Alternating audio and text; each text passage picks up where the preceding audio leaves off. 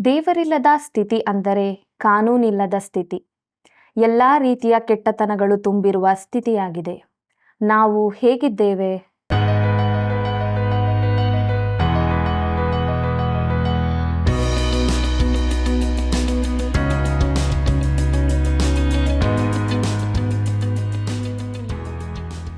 ಆತ್ಮೀಯ ಸ್ನೇಹಿತರೆ, ಈ ಅಮೂಲ್ಯವಾದ ಸಮಯಕ್ಕಾಗಿ ದೇವರಿಗೆ ಸ್ತೋತ್ರ. ನಿಮ್ಮೆಲ್ಲರಿಗೂ ಪ್ರೀತಿಯ ವಂದನೆಗಳು. ದೇವರ ವಾಕ್ಯಗಳು ನಮ್ಮ ಸಂಗಡ ಮಾತಾಡುವಾಗ ನಾವು ಸಂತೋಷ ಪಡಬೇಕು. ಮನುಷ್ಯನು ತನ್ನ ಸ್ವಂತ ದೇವರುಗಳನ್ನು ಮಾಡಿಕೊಳ್ಳುವಾಗ ಅವನು ಹೇಗಿರುತ್ತಾನೆ? ಅವನ ದೇವರ ಸ್ವಭಾವ ಹೇಗಿರುತ್ತದೆ? ಹಿಂದೆ ಸರಿದ ಆಪಾದನೆ ಅಂದರೇನು? ಈ ಎಲ್ಲ ಸಂಗತಿಗಳನ್ನು ನೀವು ತಿಳಿದುಕೊಳ್ಳಲು ಬಯಸುವುದಾದರೆ ಪೂರ್ತಿಯಾಗಿ ಕಾರ್ಯಕ್ರಮವನ್ನು ವೀಕ್ಷಿಸಿರಿ. ಸತ್ಯವನ್ನು ತಿಳಿದುಕೊಂಡು ತಪ್ಪದೆ ಕರೆ ಮಾಡಿರಿ. ಬನ್ನಿರಿ, ದೇವರಾತ್ಮನ ಸಹಾಯದಿಂದ ನಮ್ಮ ಅಧ್ಯಯನವನ್ನು ಪ್ರಾರಂಭಿಸೋಣ.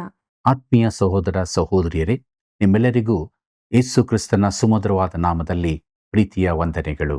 ದೇವರ ವಾಕ್ಯ ಅಧ್ಯಯನದಲ್ಲಿ ನಾವು ಹೊಂದಿಕೊಂಡಂಥ ಸತ್ಯಗಳಿಗಾಗಿ ದೇವರಿಗೆ ಸ್ತೋತ್ರ ಸಲ್ಲಿಸುತ್ತಾ ನಮ್ಮ ಅಧ್ಯಯನದಲ್ಲಿ ಮುಂದೆ ಸಾಗುವಾಗ ಯೆರೆಮೀಯನ ಪ್ರವಾದನೆ ಗ್ರಂಥದ 3ನೇ ಅಧ್ಯಾಯವನ್ನು ಧ್ಯಾನ ಮಾಡೋಣ. ಪ್ರಿಯರೇ, ಇದರ ಮುಖ್ಯ ಪ್ರಸ್ತಾಪ ಯೋಷೀಯನು ರಾಜ್ಯದಲ್ಲಿ ಸುಧಾರಣೆಗಳನ್ನು ಪ್ರಾರಂಭಿಸುತ್ತಾನೆ. ಯೆರೆಮೀಯನ ಮೊದಲನೆಯ ಸಂದೇಶದಲ್ಲಿ 2ನೇ ಅಧ್ಯಾಯದಲ್ಲಿ ಪ್ರಾರಂಭವಾದಂತೆ ದೇವರು ಯೆಹೂದವನ್ನು 2 ಅಪರಾಧಗಳಿಗೆ ಖಂಡಿಸುತ್ತಾನೆ. ಅವರು ಯೆಹೋವನನ್ನು ತಿರಸ್ಕರಿಸಿದರು, ತಮ್ಮ ಸ್ವಂತ ದೇವರುಗಳನ್ನು ಮಾಡಿಕೊಂಡರು. 3ನೇ ಅಧ್ಯಾಯದ ಮೊದಲ 5 ವಚನಗಳಲ್ಲಿ ಇದೇ ಪ್ರಸ್ತಾಪವು ಮುಂದುವರಿಯುತ್ತದೆ. 2ರಿಂದ 6 ಅಧ್ಯಾಯಗಳಲ್ಲಿ ಕೊಡಲ್ಪಟ್ಟ ಸಂದೇಶಗಳು ಧರ್ಮಶಾಸ್ತ್ರ ಗ್ರಂಥವು ದೊರೆಯುವುದಕ್ಕಿಂತ ಹಿಂದಿನ 5 ವರ್ಷಗಳ ಯೆರೆಮೀಯನ ಸೇವಾ ಕಾಲದಲ್ಲಿ ಕೊಡಲ್ಪಟ್ಟವುಗಳಾಗಿವೆ. ಇದೇ ಕಾಲದಲ್ಲಿ ಯೆರೆಮೀಯನ ಹಾಗೆಯೇ ಇನ್ನೊಬ್ಬ ಯುವಕನಾದ ಯೋಷೀಯನು ದೇವರನ್ನು ಹುಡುಕುತ್ತಾ ರಾಜ್ಯದಲ್ಲಿ ಕೆಲವು ಸುಧಾರಣೆಗಳನ್ನು ಮಾಡುತ್ತಿದ್ದನು. ಮೂಲತಃ ಅವನು ಯೆಹೂದದಲ್ಲಿದ್ದ ಮೂರ್ತಿ ಪೂಜೆಯನ್ನು ನಿವಾರಿಸಬೇಕೆಂದಿದ್ದನು. ದೇಶವು ಜೀವವುಳ್ಳ ದೇವರನ್ನು ಬಿಟ್ಟು ವಿಗ್ರಹಾರಾಧನೆಗೆ ಬಲಿಬಿದ್ದಿದೆ. ಈ ಯುವ ರಾಜನ ಹಾಗೂ ಯುವ ಪ್ರವಾದಿ ಯೆರೆಮೀಯನ ಸಂಘಟಿತ ಪ್ರಯತ್ನವು ದೇಶದ ಮೇಲೆ ಬಲವಾದ ಪರಿಣಾಮವನ್ನುಂಟು ಮಾಡಿತು. ಯೆಹೂದವು ವಿಗ್ರಹಾರಾಧನೆಗೆ ತೊಡಗಿತ್ತು, ಯಾಕಂದರೆ ಅದು ಬಹಳ ಸುಲಭವಾದ ಮಾರ್ಗವಾಗಿತ್ತು. ಆದರೆ ಅದರಿಂದಾಗಿ ಅವರ ಜೀವನ ಮಟ್ಟವು ಕೆಳಕ್ಕೆ ಬಂದಿತ್ತು, ನೈತಿಕ ಮಟ್ಟ ಕೂಡ ಕುಸಿಯಿತು. ಮುಂದಕ್ಕೆ ನಾವು ಯೆರೆಮೀಯನ ಪ್ರವಾದನೆ ಗ್ರಂಥ 3ನೇ ಅಧ್ಯಾಯ 1ನೇ ವಚನವನ್ನು ನೋಡೋಣ. ಯೆಹೋವನು ಹೀಗನ್ನುತ್ತಾನೆ, ಗಂಡನು ತ್ಯಜಿಸಿದವಳು ಅವನಿಂದ ಹೊರಟು ಮತ್ತೊಬ್ಬನವಳಾದ ಮೇಲೆ ಅವಳನ್ನು ಆ ಗಂಡನು ತಿರುಗಿ ಸೇರಿಸಿಕೊಂಡಾನೇ? ಸೇರಿಸಿಕೊಂಡರೆ ಆ ದೇಶವು ಕೇವಲ ಅಪವಿತ್ರವಾಗಿ ಹೋಗುವುದಲ್ಲವೇ? ಹೀಗಿರಲು ಬಹು ಮಂದಿ ಮಿಂಡರೊಡನೆ ಸೂಳೆತನ ಮಾಡಿದ ನೀನು ನನ್ನ ಬಳಿಗೆ ತಿರುಗಿ ಬರುತ್ತೀಯಾ ಎಂಬುದಾಗಿ. ಕರ್ತನಲ್ಲಿ ಪ್ರಿಯರೇ, ಯೆಹೂದವು ಬಹು ಕೆಳಮಟ್ಟಕ್ಕೆ ಕುಸಿದಿತ್ತು. ದೇಶದಲ್ಲಿ ಬಹುವಾದ ಅನಾಚಾರ ತುಂಬಿದ್ದವು. ಆಕೆ ವ್ಯಭಿಚಾರ ಮಾಡಿದಳು, ಆದರೂ ದೇವರು ಆಕೆಯನ್ನು ತನ್ನ ಕಡೆಗೆ ಹಿಂತಿರುಗಲು ಕರೆಯುತ್ತಿದ್ದಾನೆ. ಯೆರೆಮೀಯನ ಪ್ರವಾದನೆ ಗ್ರಂಥ 3ನೇ ಅಧ್ಯಾಯ 2ನೇ ವಚನವನ್ನು ಗಮನಿಸಿರಿ. ಕಣ್ಣೆತ್ತಿ ಬೋಳುಗುಡ್ಡಗಳನ್ನು ನೋಡು, ಯಾವುದರಲ್ಲಿ ನಿನ್ನನ್ನು ಕೆಡಿಸಲಿಲ್ಲ? ಅರಬಿಯನು ಅಡವಿಯಲ್ಲಿ ಹೊಂಚು ಹಾಕುವ ಹಾಗೆ ನೀನು ದಾರಿಯ ಮಗ್ಗುಲಲ್ಲಿ ಅವರಿಗಾಗಿ ಹೊಂಚುತ್ತಾ ಕೂತಿದ್ದಿ. ನಿನ್ನ ಸೂಳೆತನದಿಂದಲೂ ನಿನ್ನ ಕೆಟ್ಟತನದಿಂದಲೂ ದೇಶವನ್ನು ಅಪವಿತ್ರ ಮಾಡಿದ್ದಿ ಎಂಬುದಾಗಿ. ಕರ್ತನಲ್ಲಿ ಪ್ರಿಯರೇ, ವಿಗ್ರಹಾರಾಧನೆ ಎಂದರೆ ಮನುಷ್ಯನು ತನ್ನನ್ನು ಯಾವುದಕ್ಕೆ ಪೂರ್ಣವಾಗಿ ಸಮರ್ಪಿಸಿಕೊಳ್ಳುತ್ತಾನೋ ಅದೇ ವಿಗ್ರಹಾರಾಧನೆಯಾಗಿದೆ. ದುರಾಶೆಯು ವಿಗ್ರಹಾರಾಧನೆಗೆ ಸಮವೆಂದು ಸತ್ಯವೇದ ತಿಳಿಸುತ್ತದೆ. ಯಾಕಂದರೆ ಒಬ್ಬನು ಯಾವುದಕ್ಕಾದರೂ ಆಶೆಪಟ್ಟರೆ ಅವನು ತನ್ನ ಸಮಯ, ಶಕ್ತಿ, ಮನಸ್ಸು ಎಲ್ಲವನ್ನು ಅದಕ್ಕಾಗಿ ಕೊಡುತ್ತಾನೆ. ಅದರಲ್ಲೂ ಈ ಕೊನೆಯ ದಿನಗಳಲ್ಲಿ ತುಂಬಾ ಜನರು ತಮ್ಮನ್ನು ಪಾಪಕ್ಕೆ ಒಪ್ಪಿಸಿಕೊಟ್ಟವರಾಗಿದ್ದಾರೆ. ಅದಕ್ಕಾಗಿ ಅವರು ವ್ಯಯ ಮಾಡುವ ಶಕ್ತಿ ಬಹು ಅಪಾರವಾಗಿದೆ. ಒಬ್ಬನು ಜೀವವುಳ್ಳ ದೇವರಿಂದ ತಿರುಗಿಕೊಂಡಾಗಲೇ ಬೇರಾವುದೊಂದರ ಕಡೆಗಾದರೂ ತಿರುಗಿಕೊಳ್ಳುತ್ತಾನೆ. ಅದು ಅವನೇ ಮಾಡಿಕೊಂಡದ್ದಾಗಿರುತ್ತದೆ. ಅದೇ ಅವನ ವಿಗ್ರಹ, ಅವನ ದೇವರು. ಕರ್ತನಲ್ಲಿ ಪ್ರಿಯರೇ, ದೇವರು ಮಾನವನನ್ನು ಕರೆಯುವಾಗ ಅದು ಪರಿಶುದ್ಧತೆಯ, ಪೂರ್ಣ ಶುದ್ಧತೆಯ, ಪ್ರೀತಿಯ ದೇವರ ಕರೆಯಾಗಿದ್ದು, ಅವರು ತನ್ನ ಮಟ್ಟಕ್ಕೆ ಏರಬೇಕೆಂದು ಆತನು ಕೇಳಿಕೊಳ್ಳುತ್ತಾನೆ. ಅವರ ಸ್ವಭಾವದ ಪತನದ ಸ್ಥಿತಿಗೆ ಆತನು ಇಳಿಯುವುದಕ್ಕೆ ಸಾಧ್ಯವಿಲ್ಲ. ಅವರೊಳಗಿನ ಅಶುದ್ಧವಾದ ಕೆಟ್ಟ ದುರಾಶೆಗಳಿಗೆ ಆತನು ಸಮ್ಮತಿಸಲಾರನು. ಆತನು ಮಾನವರನ್ನು ಮೇಲಕ್ಕೆ, ಉನ್ನತ ಸ್ಥಿತಿಗೆ ಕರೆಯುತ್ತಾನೆ. ಯೆರೆಮೀಯನ ಸಂತತಿಯವರು ಸಂಪೂರ್ಣವಾಗಿ ವಿಗ್ರಹಾರಾಧನೆಯಲ್ಲಿ ಮುಳುಗಿದ್ದಾರೆಂದು, ಅದರ ಪರಿಣಾಮವಾಗಿ ದೇಶದಲ್ಲಿ ಘೋರ ಅನೈತಿಕತೆ ತುಂಬಿದೆಯೆಂದು ದೇವರು ಹೇಳುತ್ತಾನೆ. ಕಣ್ಣೆತ್ತಿ ಬೋಳುಗುಡ್ಡಗಳನ್ನು ನೋಡು ಎಂದು ಆತನು ಹೇಳುವಾಗ, ಆ ಎತ್ತರದ ಪ್ರದೇಶಗಳು ಎಂದು ನೀವು ಯೋಚಿಸಿಕೊಳ್ಳಬಹುದು. ಪ್ರಿಯರೇ, ಎತ್ತರದ ಪ್ರದೇಶವೆಂದರೆ ಮರಗಳ ತೋಟವಾಗಿದ್ದು, ಅಲ್ಲಿ ಒಂದು ವೇದಿಯು, ಪೂಜಾಸ್ಥಳವು ಕಟ್ಟಲ್ಪಟ್ಟಿರುತ್ತದೆ. ಎಲ್ಲ ವಿಧವಾದ ಲೈಂಗಿಕ ಅನಾಚಾರಗಳು, ಕುಡಿಕತನದ ಕುಣಿತಗಳು ಅಲ್ಲಿ ನಡೆಯುತ್ತಿದ್ದವು. ಯೆಹೂದವು ಬಹು ಕೀಳುಮಟ್ಟಕ್ಕೆ ಇಳಿದಿತ್ತು. ಇದು ನಮ್ಮ ದೇಶದಲ್ಲಿ ಅಪ್ರಾಮಾಣಿಕತೆ, ದುರ್ಭಾಷೆಗಳು ದೇಶದಲ್ಲೆಲ್ಲ ಹರಡಿವೆ. ನಮ್ಮ ಮಕ್ಕಳಿಗೂ ನಾವು ದುರ್ಭಾಷೆಗಳನ್ನು ಕಲಿಸಿದ್ದೇವೆ. ಮುಂದಕ್ಕೆ ನೋಡೋಣ. ಯೆರೆಮೀಯನ ಪ್ರವಾದನೆ ಗ್ರಂಥ 3ನೇ ಅಧ್ಯಾಯ 3ನೇ ವಚನವನ್ನು. ಆದ ಕಾರಣ ಹದ ಮಳೆಗೆ ಅಡ್ಡಿಯಾಯಿತು, ಹಿಂಗಾರೂ ಆಗಲಿಲ್ಲ. ಆದರೂ ನೀನು ಸೂಳೆಯ ಮುಖವುಳ್ಳವಳಾಗಿಯೇ ನಾಚಿಕೆಗೆಟ್ಟಿದ್ದೀ ಎಂಬುದಾಗಿ. ಕರ್ತನಲ್ಲಿ ಪ್ರಿಯರೇ, ಈಗಾಗಲೇ ಮಳೆಯನ್ನು ನಿಲ್ಲಿಸುವ ಮೂಲಕ ಅವರ ಮೇಲೆ ದಂಡನೆಯನ್ನು ಆರಂಭಿಸಿದ್ದೇನೆಂದು ದೇವರು ಹೇಳುತ್ತಿದ್ದಾನೆ. ಈಗಲೂ ಆ ದೇಶದಲ್ಲಿ ಒಣಗಿದ ಸ್ಥಿತಿ ಇರುತ್ತದೆ. ಅವರ ಅತಿ ಅಗತ್ಯದ ವಸ್ತು ನೀರಾಗಿರುತ್ತದೆ. ನೇಗೆಬ್ ಪ್ರದೇಶದಲ್ಲಿ ಅವರಿಗೆ ತೈಲ ಸಿಕ್ಕಲಿಲ್ಲ, ಆದರೆ ನೀರು ಸಿಕ್ಕಿತು. ಅದು ಅವರಿಗೆ ತೈಲಕ್ಕಿಂತಲೂ ಅಮೂಲ್ಯವಾದದ್ದಾಗಿತ್ತು. ಕರ್ತನಲ್ಲಿ ಪ್ರಿಯರೇ, ಯೋಷೀಯನ ಆಳ್ವಿಕೆಯ ಕಾಲದಲ್ಲಿ ಹಿಂದೆ ಸರಿದ ಆಪಾದನೆ, ಅಂದರೆ ನಾವು ಯೆರೆಮೀಯನ 2ನೇ ಸಂದೇಶವನ್ನು ನೋಡಲಿದ್ದೇವೆ. ಅದು 3ನೇ ಅಧ್ಯಾಯ 6ರಲ್ಲಿ ಪ್ರಾರಂಭಗೊಳ್ಳುತ್ತದೆ. ಮುಂದೆ 6ನೇ ಅಧ್ಯಾಯದವರೆಗೂ ಮುಂದುವರಿಯುತ್ತದೆ. ಈ ಸಂದೇಶದಲ್ಲಿ ದೇವರು ಜನರ ಹಿಂಜಾರುವಿಕೆಯ ಆಪಾದನೆ ಹೊರಿಸುತ್ತಿದ್ದಾನೆ. ಈ ಅಧ್ಯಾಯದಲ್ಲಿ ಹಿಂಜಾರುವಿಕೆ ಎಂಬ ಪದ 7 ಬಾರಿ ಉಪಯೋಗಿಸಲ್ಪಟ್ಟಿದೆ. ಇಡೀ ಪುಸ್ತಕದಲ್ಲಿ ಉಪಯೋಗಿಸಲ್ಪಟ್ಟ ಅರ್ಧಕ್ಕಿಂತಲೂ ಹೆಚ್ಚು ಬಾರಿ, ಇಡೀ ಸತ್ಯವೇದದಲ್ಲಿರುವುದಕ್ಕಿಂತ ಹೆಚ್ಚು ಬಾರಿ ಈ ಪದವು ಯೆರೆಮೀಯನ ಪುಸ್ತಕದಲ್ಲೇ ಕಂಡುಬರುತ್ತದೆ. ಕರ್ತನಲ್ಲಿ ಪ್ರಿಯರೇ, ಅವನು, ಹೋಶೇಯನು ಈ ಪದವನ್ನು ಉಪಯೋಗಿಸಿದ್ದಾರೆ. ಹಿಂಜಾರುವಿಕೆ ಎಂದರೆ ನಾವು ಸಾಮಾನ್ಯವಾಗಿ ಯೋಚಿಸುವ ಹಿಂದಕ್ಕೆ ಸರಿಯುವುದಲ್ಲ. ಅದು ದೇವರ ಮಾರ್ಗದಲ್ಲಿ ಹೋಗಲು, ಆತನ ಮಾತನ್ನು ಕೇಳಲು ನಿರಾಕರಿಸುವುದೇ ಆಗಿದೆ. ಪ್ರಿಯರೇ, ದೇವರಿಗೂ ಆತನ ಚಿತ್ತಕ್ಕೂ ನಾವು ತಿರುಗಿ ಬೀಳುವುದಾದರೆ ನಾವು ಆತನಿಂದ ದೂರ ದೂರ ಹೋಗುತ್ತಾ ಇರುತ್ತೇವೆ. ಯೆರೆಮೀಯನ ಪ್ರವಾದನೆ ಗ್ರಂಥ 3ನೇ ಅಧ್ಯಾಯ 6ನೇ ವಚನವನ್ನು ಗಮನಿಸಿರಿ. ಮತ್ತೆ ಅರಸನಾದ ಯೋಷೀಯನ ಕಾಲದಲ್ಲಿ ಯೆಹೋವನು ನನಗೆ ಹೀಗೆ ಹೇಳಿದನು, ಭ್ರಷ್ಟಳಾದ ಇಸ್ರಾಯೇಲು ಮಾಡಿದ್ದನ್ನು ನೋಡಿದೆಯಾ? ಅವಳು ಎತ್ತರವಾದ ಎಲ್ಲ ಗುಡ್ಡಗಳನ್ನು ಹತ್ತಿ ಸೊಂಪಾಗಿ ಬೆಳೆದಿರುವ ಎಲ್ಲ ಮರಗಳ ಕೆಳಗೆ ಹೋಗಿ ಸೂಳೆಯಾಗಿ ನಡೆದಳಷ್ಟೇ ಎಂಬುದಾಗಿ. ಪ್ರೀತಿಯುಳ್ಳ ಸಹೋದರ ಸಹೋದರಿಯರೇ, ಈಗಾಗಲೇ ಸೆರೆ ಒಯ್ಯಲ್ಪಟ್ಟಿರುವ ಇಸ್ರಾಯೇಲ್ಯರಿಂದ ಯೆಹೂದವು ಪಾಠ ಕಲಿಯಬೇಕೆಂದು ದೇವರು ಹೇಳುತ್ತಿದ್ದಾನೆ. ಇಸ್ರಾಯೇಲ್ಯರು ಕೂಡ ಹಾಗೆಯೇ ಮಾಡುತ್ತಿದ್ದರು.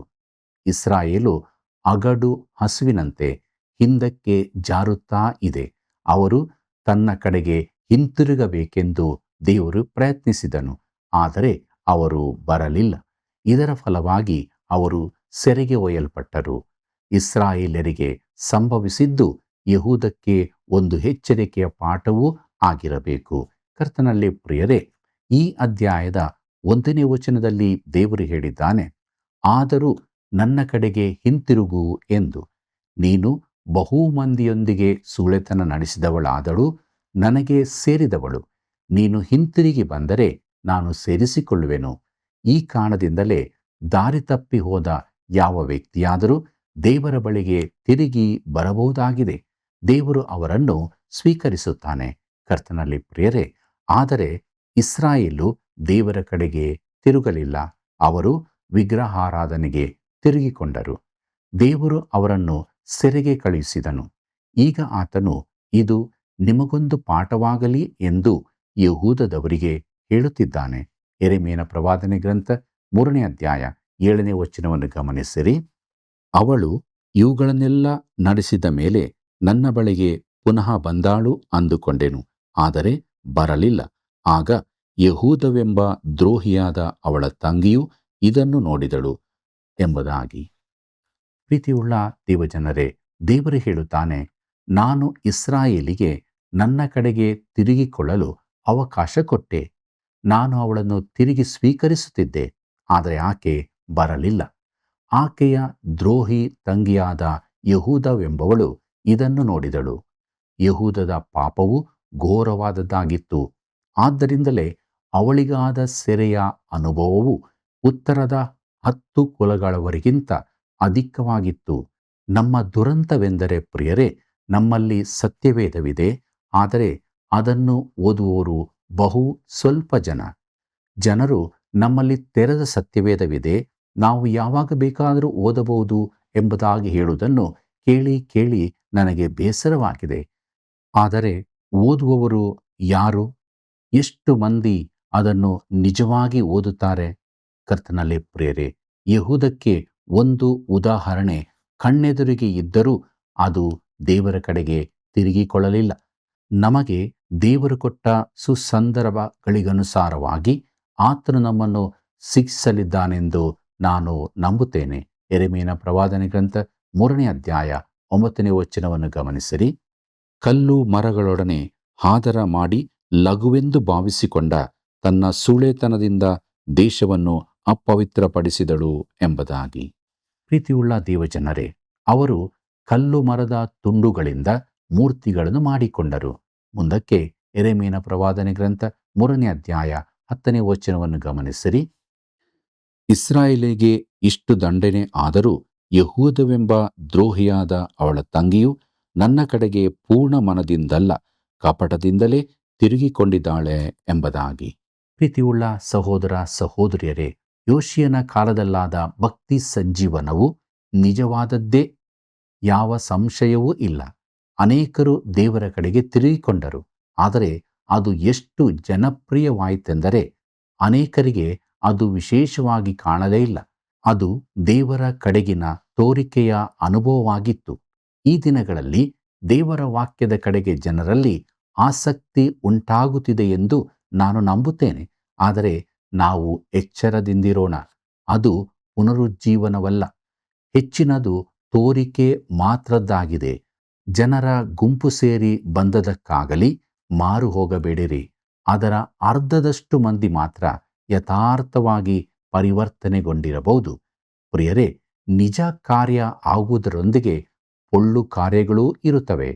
ಮುಂದಕ್ಕೆ ಯೆರೆಮೀಯನ ಪ್ರವಾದನೆ ಗ್ರಂಥ 3ನೇ ಅಧ್ಯಾಯ 11ನೇ ವಚನವನ್ನು ಗಮನಿಸಿರಿ. ಮತ್ತು ಯೆಹೋವನು ನನಗೆ ಹೀಗೆ ಹೇಳಿದನು, ಭ್ರಷ್ಟಳಾದ ಇಸ್ರಾಯೇಲು ದ್ರೋಹಿಯಾದ ಯಹೂದಕ್ಕಿಂತಲೂ ಶಿಷ್ಟಳಾಗಿ ಕಂಡುಬಂದಿದ್ದಾಳೆ ಎಂಬುದಾಗಿ. ಪ್ರಿಯರೇ, ಯಹೂದದ ಪಾಪವು ಇಸ್ರಾಯೇಲಿನ ಪಾಪಕ್ಕಿಂತ ಹೆಚ್ಚಿನದೆಂದು ದೇವರು ಹೇಳುತ್ತಿದ್ದಾನೆ. ದಕ್ಷಿಣದ ರಾಜ್ಯಕ್ಕೆ ಇದ್ದ ಅವಕಾಶಗಳು ಉತ್ತರದ ರಾಜ್ಯಕ್ಕೆ ಇರಲಿಲ್ಲ. ಅವರಿಗೆ ದೇವಾಲಯವಿರಲಿಲ್ಲ, ದೇವರ ವಾಕ್ಯವೂ ಇರಲಿಲ್ಲ. ಆದ್ದರಿಂದ ಯಹೂದಕ್ಕಾಗಲಿರುವ ದಂಡನೆ ಹೆಚ್ಚಿನದು. ಪ್ರಿಯರೇ, ನಮ್ಮ ಮೇಲೆಯೂ ಹೆಚ್ಚಿನ ದಂಡನೆ ಬರಬಹುದೆಂದು ನಾನು ನಂಬುತ್ತೇನೆ. ಯಾಕಂದರೆ ನಮ್ಮಲ್ಲಿ ದೇವರ ವಾಕ್ಯವಿದೆ. ಯೆರೆಮೀಯನ ಪ್ರವಾದನೆ ಗ್ರಂಥ 3ನೇ ಅಧ್ಯಾಯ 12ನೇ ವಚನವನ್ನು ಗಮನಿಸಿರಿ. ನೀನು ಹೋಗಿ ಉತ್ತರ ದಿಕ್ಕಿಗೆ ಈ ಮಾತುಗಳನ್ನು ಸಾರು. ಯೆಹೋವನು ಹೀಗನ್ನುತ್ತಾನೆ, ಭ್ರಷ್ಟಳಾದ ಇಸ್ರಾಯೇಲೇ, ಹಿಂತಿರುಗು. ನಾನು ಕೋಪಮುಖದಿಂದ ನಿನ್ನನ್ನು ನೋಡೆನು. ನಾನು ಕರುಣಾಶಾಲಿ, ನಿತ್ಯ ಕೋಪಿಯಲ್ಲ ಎಂಬುದಾಗಿ. ಪ್ರೀತಿಯುಳ್ಳ ಸಹೋದರ ಸಹೋದರಿಯರೇ, ಇಸ್ರಾಯೇಲ್ಯರು ತನ್ನ ಕಡೆಗೆ ತಿರುಗಿಕೊಂಡರೆ ಅವರನ್ನು ಪುನಃ ಸ್ವದೇಶಕ್ಕೆ ಸೇರಿಸುತ್ತೇನೆಂದು ದೇವರು ಹೇಳುತ್ತಾನೆ. ಆತನೆಷ್ಟು ಕೃಪಾಮಯನು, ಎಷ್ಟು ಅದ್ಭುತನು ಅಲ್ಲವೇ? ಮುಂದಕ್ಕೆ ನಾವು ಯೆರೆಮೀಯನ ಪ್ರವಾದನೆ ಗ್ರಂಥ 3ನೇ ಅಧ್ಯಾಯ 13ನೇ ವಚನವನ್ನು ಗಮನಿಸೋಣ. ಇದೊಂದನ್ನು ಮಾಡು, ನೀನು ಕಂಡ ಕಡೆಯೆಲ್ಲ ತಿರುಗುತ್ತಾ ಸೊಂಪಾಗಿ ಬೆಳೆದಿರುವ ಪ್ರತಿಯೊಂದು ಮರದ ಕೆಳಗೆ ಅನ್ಯರನ್ನು ಸೇರಿ ನನ್ನ ಮಾತನ್ನು ಕೇಳದೆ ನಿನ್ನ ದೇವರಾದ ಯೆಹೋವನೆಂಬ ನನಗೆ ದ್ರೋಹ ಮಾಡಿದ್ದಿ ಎಂಬುದಕ್ಕೆ ಒಪ್ಪಿಕೋ ಎಂಬುದಾಗಿ. ಪ್ರೀತಿಯುಳ್ಳ ದೇವಜನರೇ, ಪಾಪವನ್ನು ಒಪ್ಪಿಕೊಂಡು ಅರಿಕೆ ಮಾಡದಿರುವುದೇ ಇಂದಿನ ದೊಡ್ಡ ಸಮಸ್ಯೆಯಾಗಿದೆ. ಈ ದಿನಗಳಲ್ಲಿ ಆತ್ಮಿಕ ಚಳುವಳಿಗಳಲ್ಲಿ ಪಶ್ಚಾತ್ತಾಪವೆಂಬುದು ಕಾಣುವುದೇ ಇಲ್ಲ. ಇತ್ತೀಚೆಗೆ ನಾನು ಓದಿದ ಒಂದು ಪುಸ್ತಕದಿಂದ ನಾನು ಬೇಸರಗೊಂಡೆ. ಅದನ್ನು ಬರೆದಾತನು ಪುಸ್ತಕವಿಡೀ ತನ್ನನ್ನೇ ಹೇಳಿಕೊಂಡಿದ್ದಾನೆ ಹೊರತು ದೇವರಿಗೆ ಯಾವ ಘನವನ್ನೂ ಸಲ್ಲಿಸಿರಲಿಲ್ಲ. ದೇವರು ತನಗೇನು ಮಾಡಿದ್ದಾನೆ, ತನ್ನನ್ನು ಹೇಗೆ ಲಕ್ಷಾಧಿಪತಿಯನ್ನಾಗಿ ಮಾಡಿದ್ದಾನೆ, ಯಶಸ್ಸನ್ನು ಕೊಟ್ಟಿದ್ದಾನೆ ಇತ್ಯಾದಿ ಎಲ್ಲ ಹೇಳಿಕೊಂಡನು. ಆದರೆ ದೇವರು ತನ್ನನ್ನು ರಕ್ಷಿಸಿದನೆಂಬ ಮಾತು ಎಲ್ಲಿಯೂ ಬರಲಿಲ್ಲ. ನಾವು ಇನ್ನೂ ಪಾಪಗಳನ್ನು ಒಪ್ಪಿ ಅರಿಕೆ ಮಾಡಬೇಕಾಗಿದೆ. ಪ್ರಿಯ ಮಿತ್ರನೇ, ನೀನು ಒಬ್ಬ ಕ್ರೈಸ್ತನೆಂದು ಹೇಳುತ್ತೀಯಾ? ಅದರ ಅರ್ಥವೇನು? ಕ್ರಿಸ್ತನನ್ನು ನಂಬಿದ್ದೇನೆ ಎಂದು ನೀನು ಹೇಳಬಹುದು. ಆದರೆ ಯಾಕಾಗಿ ನಂಬಿದ್ದಿ? ನೀನು ಆತನನ್ನು ನಿನ್ನ ರಕ್ಷಕನೆಂದು ನಂಬಿದ್ದೇನೆಂದು ಹೇಳಬಹುದು. ಒಳ್ಳೆಯದೇ, ನನಗೆ ಅದು ಸಂತೋಷದ ವಿಚಾರವೇ. ಆತನು ನಿನ್ನನ್ನು ಪಾಪದಿಂದ ರಕ್ಷಿಸಿದ್ದಾನೋ? ಆತನು ಕ್ರೂಜೆಯಲ್ಲಿ ಸತ್ತದ್ದು ನಿನ್ನನ್ನು ಪಾಪದಿಂದ ರಕ್ಷಿಸುವುದಕ್ಕಾಗಿ, ನಿನಗೆ ಹೊಸ ವ್ಯಕ್ತಿತ್ವ ಕೊಡಲಿಕ್ಕಾಗಿ, ನಿನ್ನನ್ನು ಲಕ್ಷಾಧಿಪತಿಯಾಗಿ ಮಾಡಲಿಕ್ಕಾಗಿ ಅಲ್ಲ. ಆತನು ನಮ್ಮೆಲ್ಲರನ್ನು ನಮ್ಮ ಪಾಪಗಳಿಂದ ರಕ್ಷಿಸಲಿಕ್ಕಾಗಿ ಸತ್ತನು. ನಮ್ಮ ಅಪರಾಧಗಳಿಗಾಗಿ ಆತನು ಒಪ್ಪಿಸಲ್ಪಟ್ಟನು. ಪ್ರಿಯರೇ, ನಾವೆಲ್ಲರೂ ದೇವರಿಗೆ ವಿರೋಧಿಗಳಾಗಿದ್ದೆವು. ಯೆರೆಮೀಯನ ಮುಖಾಂತರ ದೇವರು ಹೇಳುವುದೇನೆಂದರೆ, ನಿಮ್ಮ ಪಾಪಗಳನ್ನು ಒಪ್ಪಿಕೊಳ್ಳಿರಿ. ಇದು ಯೆಹೂದಕ್ಕೂ ನಮಗೂ ಆತನು ಹೇಳುವ ಮಾತಾಗಿದೆ. ಮುಂದಕ್ಕೆ ನೋಡೋಣ. ಯೆರೆಮೀಯನ ಪ್ರವಾದನೆ ಗ್ರಂಥ 3ನೇ ಅಧ್ಯಾಯ 14ನೇ ವಚನವನ್ನು. ಇದೇ ಯೆಹೋವನ ನುಡಿ, ಭ್ರಷ್ಟರಾದ ಮಕ್ಕಳೇ, ತಿರುಗಿಕೊಳ್ಳಿರಿ. ನಾನು ನಿಮಗೆ ಪತಿ. ಒಂದು ಪಟ್ಟಣಕ್ಕೆ ಒಬ್ಬನಂತೆಯೂ ಗೋತ್ರಕ್ಕೆ ಇಬ್ಬರಂತೆಯೂ ಆರಿಸಿ ಚಿಯೋನಿಗೆ ಕರತರುವೆನು ಎಂಬುದಾಗಿ. ಪ್ರೀತಿಯುಳ್ಳ ದೇವಜನರೇ, ದೇವರು ಎಂಥ ಕೃಪಾಭರಿತನೋ ನೋಡಿರಿ. ಯೆರೆಮೀಯನ ಪ್ರವಾದನೆ ಗ್ರಂಥ 3ನೇ ಅಧ್ಯಾಯ 15ನೇ ವಚನವನ್ನು ಗಮನಿಸಿರಿ. ಇದಲ್ಲದೆ ನನ್ನ ಮನಸ್ಸು ಒಪ್ಪುವ ಪಾಲಕರನ್ನು ನಿಮಗೆ ದಯಪಾಲಿಸುವೆನು, ಅವರು ನಿಮ್ಮನ್ನು ಜ್ಞಾನ ವಿವೇಕಗಳಿಂದ ಪೋಷಿಸುವರು ಎಂಬುದಾಗಿ. ಪ್ರಿಯರೇ, ನಿಮ್ಮ ಸಭಾಪಾಲಕರು ಸತ್ಯವೇದ ಕಲಿಸುವವರಾದರೆ ನೀವು ಅವರನ್ನು ಹೋಗಿ ಆಲಂಗಿಸತಕ್ಕದ್ದು. ನೀವು ಅವರನ್ನು ಕಾಯಬೇಕು, ಯಾಕಂದರೆ ಅವರು ಅಮೂಲ್ಯರಾದವರು. ಇಂಥ ವ್ಯಕ್ತಿಗಳು ಸ್ವಲ್ಪವೇ ಮಂದಿ ಇದ್ದಾರೆ. ಯೆರೆಮೀಯನ ಪ್ರವಾದನೆ ಗ್ರಂಥ 3ನೇ ಅಧ್ಯಾಯ 16ನೇ ವಚನವನ್ನು ಗಮನಿಸಿರಿ. ನೀವು ದೇಶದಲ್ಲಿ ಹೆಚ್ಚಿನ ವೃದ್ಧಿಗೆ ಬಂದಿರುವಾಗ ಇನ್ನು ಯೆಹೋವನ ನಿಬಂಧನ ಮಂಜೂಷದ ಪ್ರಸ್ತಾಪವಿರದು. ಅದು ಜ್ಞಾಪಕಕ್ಕೆ ಬಾರದು. ಯಾರೂ ಸ್ಮರಿಸರು. ಅದು ಇಲ್ಲವಲ್ಲ ಎಂದು ದುಃಖಿಸರು. ಹೊಸದಾಗಿ ಕಲ್ಪಿಸಿಕೊಳ್ಳರು. ಇದು ಯೆಹೋವನ ನುಡಿ ಎಂಬುದಾಗಿ. ಪ್ರೀತಿಯುಳ್ಳ ಸಹೋದರ ಸಹೋದರಿಯರೇ, ಆಗ ಎಂಬುದು 1000 ವರ್ಷದ ಆಳಿಕೆಗೆ ಸಂಬಂಧಿಸಿದ್ದು.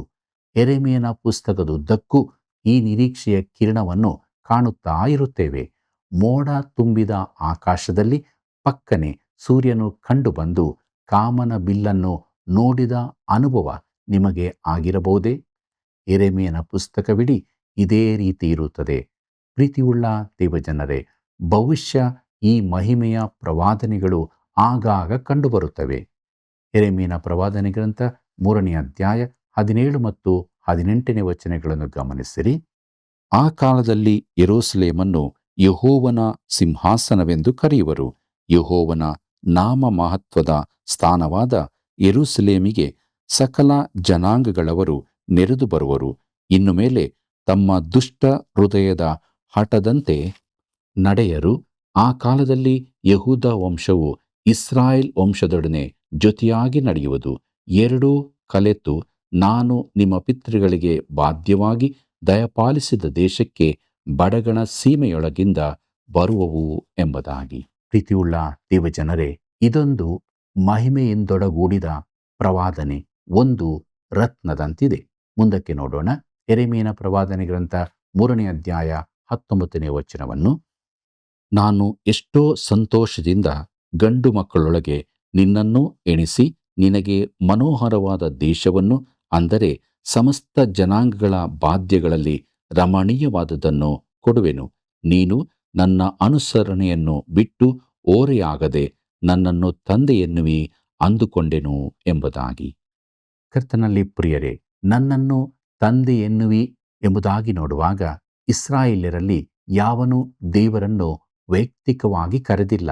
ಆತನು ಇಸ್ರಾಯೇಲ್ ಜನಕ್ಕೆ ತಂದೆಯಾಗಿದ್ದನು ಮತ್ತು ಇಸ್ರಾಯೇಲು ನನ್ನ ಚೊಚ್ಚಲ ಮಗನು ಎಂದು ಆತನು ಕರೆದಿದ್ದನು. ವಿಮೋಚನೆ ಕಾಂಡ 4ನೇ ಅಧ್ಯಾಯ 22ನೇ ವಚನವನ್ನು ನೋಡಿರಿ.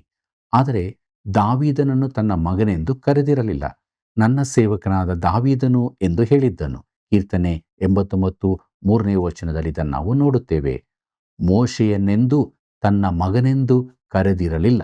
ನನ್ನ ಸೇವಕನಾದ ಮೋಶೆಯು ಎಂದೇ ಹೇಳಿದ್ದನು. ಯೆಹೋಶುವನ ಪ್ರವಾದನೆ ಗ್ರಂಥ 1ನೇ ಅಧ್ಯಾಯ 2ನೇ ವಚನವನ್ನು ನೋಡಿರಿ. ಪ್ರಿಯರೇ, ಈ ಕೃಪೆಯ ದಿನಗಳಲ್ಲಿ ಮಾತ್ರ ನಾವು ದೇವರ ಮಗ ಮಗಳೆಂದು ಕರೆಯಲ್ಪಟ್ಟಿದ್ದೇವೆ. ನಮಗೆ ಎಂಥ ಸದವಕಾಶ ಕೊಡಲ್ಪಟ್ಟಿದೆ. ಯಾರ್ಯಾರು ಆತನನ್ನು ಅಂಗೀಕರಿಸಿದರೋ, ಅಂದರೆ ಆತನ ಹೆಸರಿನಲ್ಲಿ ನಂಬಿಕೆ ಇಟ್ಟರೋ, ಅವರಿಗೆ ದೇವರ ಮಕ್ಕಳಾಗುವ ಅಧಿಕಾರ ಕೊಟ್ಟನು ಎಂಬುದಾಗಿ ಯೋಹಾನ ಬರೆದ ಸುವಾರ್ತೆ 1ನೇ ಅಧ್ಯಾಯ 12ನೇ ವಚನದಲ್ಲಿ ನೋಡುತ್ತೇವೆ. ಮುಂದಕ್ಕೆ ನಾವು ಯೆರೆಮೀಯನ ಪ್ರವಾದನೆ ಗ್ರಂಥ 3ನೇ ಅಧ್ಯಾಯ 22ನೇ ವಚನವನ್ನು ಗಮನಿಸೋಣ. ಭ್ರಷ್ಟರಾದ ಮಕ್ಕಳೇ, ಹಿಂದಿರುಗಿರಿ, ನಿಮ್ಮ ಭ್ರಷ್ಟತ್ವವನ್ನು ಪರಿಹರಿಸುವೆನು ಎಂದು ಯೆಹೋವನು ಅನ್ನುತ್ತಾನೆ. ಅದಕ್ಕೆ ಜನರು, ಇಗೋ ನಿನ್ನ ಬಳಿಗೆ ಬಂದೆವು, ನೀನು ಯೆಹೋವನು ನಮ್ಮ ದೇವರು ಎಂಬುದಾಗಿ. ಪ್ರೀತಿಯುಳ್ಳ ಸಹೋದರ ಸಹೋದರಿಯರೇ, ದೇವರು ತಾನು ಗುಣಪಡಿಸುತ್ತೇನೆಂದು ಹೇಳುತ್ತಾನೆ. ಆದರೆ ಮಿತ್ರನೇ, ನೀನು ಹಿಂಜಾರುವುದಾದರೆ ನಿನ್ನಲ್ಲಿ ಏನೋ ಒಂದು ನಿನ್ನಲ್ಲಿರುತ್ತದೆ. ನೀನು ನನ್ನ ಬಳಿಗೆ ಬರುವುದಾದರೆ ನಾನು ನಿನ್ನನ್ನು ಗುಣಪಡಿಸುತ್ತೇನೆ ಎಂದು ದೇವರು ಹೇಳುತ್ತಾನೆ. ಯೆರೆಮೀಯನ ಪ್ರವಾದನೆ ಗ್ರಂಥ 3ನೇ ಅಧ್ಯಾಯ 23ನೇ ವಚನವನ್ನು ನೋಡಿರಿ. ನಿಶ್ಚಯವಾಗಿ ಗುಡ್ಡಗಳಿಂದಲೂ ಬೆಟ್ಟಗಳ ಜಾತ್ರೆಯ ಗದ್ದಲದಿಂದಲೂ ಮೋಸವಾಯಿತು. ನಿಜ ನಿಜವಾಗಿ ಇಸ್ರಾಯೇಲಿನ ರಕ್ಷಣೆಯು ನಮ್ಮ ದೇವರಾದ ಯೆಹೋವನಲ್ಲಿ ನೆಲೆಗೊಂಡಿದೆ ಎಂಬುದಾಗಿ. ಕರ್ತನಲ್ಲಿ ಪ್ರಿಯರೇ, 121ನೇ ಕೀರ್ತನೆಯಲ್ಲಿ ದಾವೀದನು ಹೇಳುತ್ತಾನೆ, ನಾನು ಕಣ್ಣೆತ್ತಿ ಪರ್ವತಗಳ ಕಡೆಗೆ ನೋಡುತ್ತೇನೆ, ನನ್ನ ಸಹಾಯವು ಎಲ್ಲಿಂದ ಬರುವುದು? ಭೂಮಿ ಆಕಾಶಗಳನ್ನು ನಿರ್ಮಿಸಿದ ಯೆಹೋವನಿಂದಲೇ ನನ್ನ ಸಹಾಯವು ಬರುತ್ತದೆ. ಇದನ್ನು ನಾವು ಕೀರ್ತನೆಗಳು 121 1 ಮತ್ತು 2ನೇ ವಚನದಲ್ಲಿ ನೋಡುತ್ತೇವೆ. ಕರ್ತನಲ್ಲಿ ಪ್ರಿಯರೇ, ಗುಡ್ಡ ಬೆಟ್ಟಗಳಿಂದ ಸಹಾಯವು ಬರುವುದಿಲ್ಲ, ರಕ್ಷಣೆಯು ಯೆಹೋವನಿಂದಲೇ. ಯೆರೆಮೀಯನ ಪ್ರವಾದನೆ ಗ್ರಂಥ 3ನೇ ಅಧ್ಯಾಯ 25ನೇ ವಚನವನ್ನು ಗಮನಿಸಿರಿ. ನಾವು ತಂದುಕೊಂಡ ಅಪಮಾನದಲ್ಲಿ ಬಿದ್ದಿರೋಣ, ನಮ್ಮ ನಾಚಿಕೆಯು ನಮ್ಮನ್ನು ಮುಚ್ಚಿಬಿಡಲಿ. ನಮ್ಮ ದೇವರಾದ ಯೆಹೋವನಿಗೆ ನಾವು ನಮ್ಮ ಪಿತೃಗಳು ನಮ್ಮ ಚಿಕ್ಕತನದಿಂದ ಈಗಿನವರೆಗೆ ಪಾಪ ಮಾಡುತ್ತಾ ಬಂದಿದ್ದೇವಷ್ಟೇ.